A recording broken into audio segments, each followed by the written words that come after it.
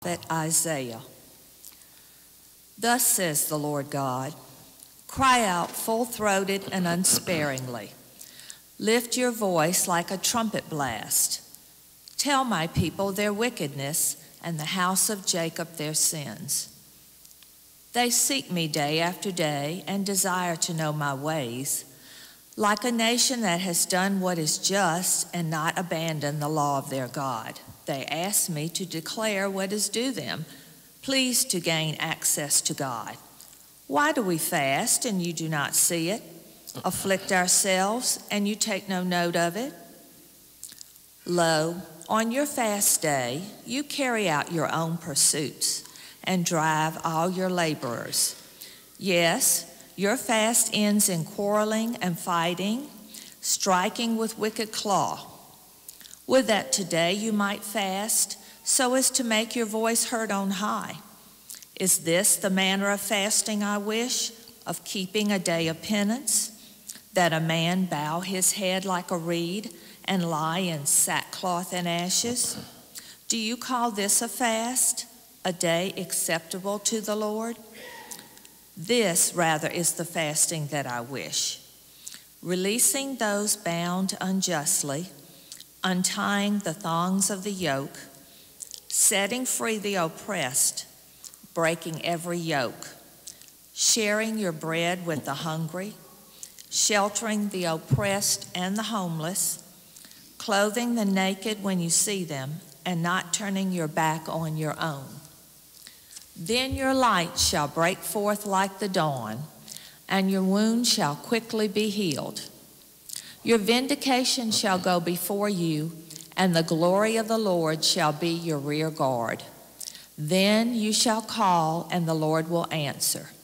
You shall cry for help, and he will say, here I am.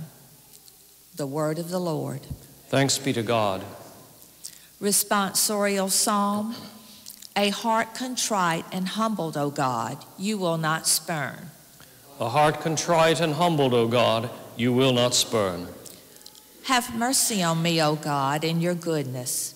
In the greatness of your compassion, wipe out my offense. Thoroughly wash me from my guilt, and of my sin cleanse me.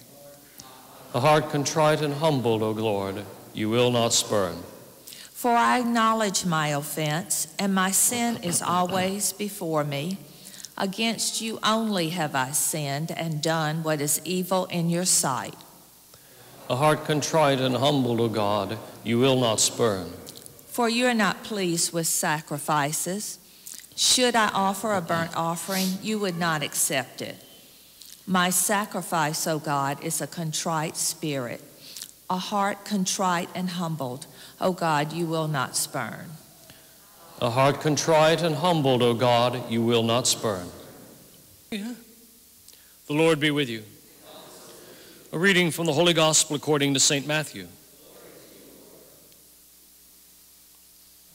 The disciples of John the Baptist approached Jesus and said, why do we and the Pharisees fast much, but your disciples do not fast?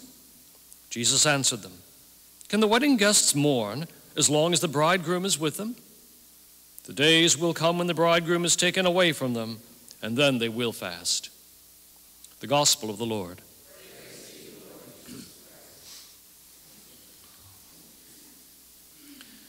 What is Isaiah talking about here? I think that a good way of trying to understand it is that there is a distinction that needs to be kept in our minds between process and purpose.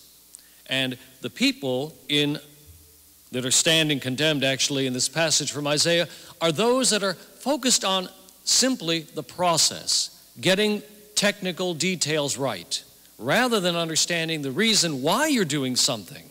Okay, this is important. This is important for us. Today in our Office of Readings, we had an excerpt from the great church father, St. John Chrysostom, where he goes and he exalts prayer. And he talks about how wonderful prayer is and how beautiful it is, and it brings people together in God. And then he has this deadly line. He says, I'm talking about prayer, not words. Okay, let you know right off the bat that there's a distinction to be made between prayer and words. In the same way, if I played with that idea based on the words of the prophet Isaiah here, we could say that there is a difference between fasting and just giving up or not eating. Okay, the whole idea is the purpose of it all. Why do we fast? Why do we fast? The purpose of fasting is by doing without, to become sensitive to those who have no choice but to do without, and then to be able to reach out to help, which is exactly why in Isaiah's passage here, we're told that the real purpose of fasting is to break every yoke, to share your bread with the hungry, to reach out to others who are in great need, because we, by our fasting, have been made sensitive to that need that they have no choice but to have to deal with. We have that choice. We have that luxury, so we also have that obligation. Fasting has a purpose. We can't simply just say things like, I didn't eat anything today. You know, I bit off everybody's head that I worked with, but I didn't swallow any.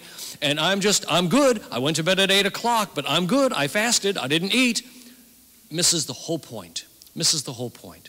For us to come to know that God asks of us to do a little bit without so that we can help others.